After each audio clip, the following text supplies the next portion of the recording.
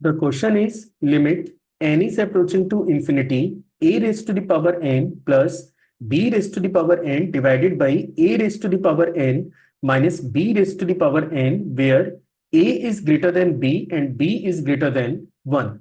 So let's see how we are going to solve the given problem. तो चलिए शुरू करते हैं.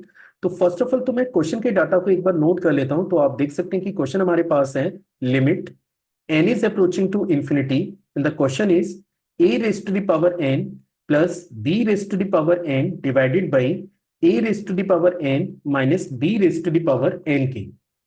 इनकेस अगर मैं गिवन फंक्शन की लिमिट कैलकुलेट करने जा रहा हूं ऑन टेंडिंग टू इंफिनिटी पे, तो जो फर्स्ट स्टेप मैं यहाँ पे फॉलो कर रहा हूं वो ये है कि हम लोग यहां से इसके numerator as well as denominator से a की पावर n को कॉमन लेने जा रहे हैं.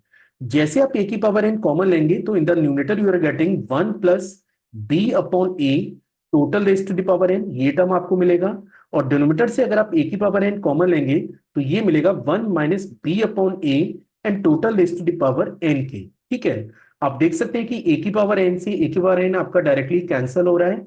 अब बात करते हैं b upon a total raise to the power n के लिए. क्वेश्चन में आपको दे रखा है कि a की वैल्यू b से ज्यादा है और b आपका 1 से ज्यादा है. अगर a और b दोनों 1 से ज्यादा है तो ये तो कंफर्म हो गया कि ये दोनों क्वांटिटीज पॉजिटिव है. और क्योंकि b आपका a से कम है, अगर b आपका a से कम है तो अपन ये भी क्लेम कर सकते हैं कि b अपॉन a आपका ये लेस देन 1 होगा.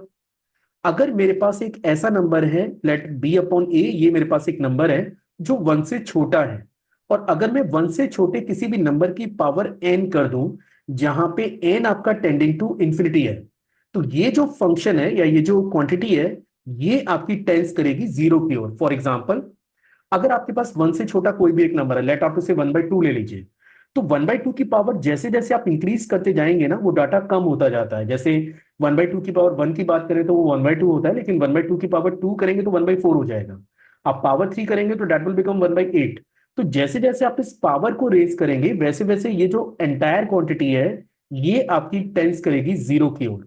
और इनकेस अगर ये जीरो की ओर टेंस कर रहा है तो आप इसे लिख सकते हैं 1 plus 0 divided by 1 minus 0 and your answer is 1.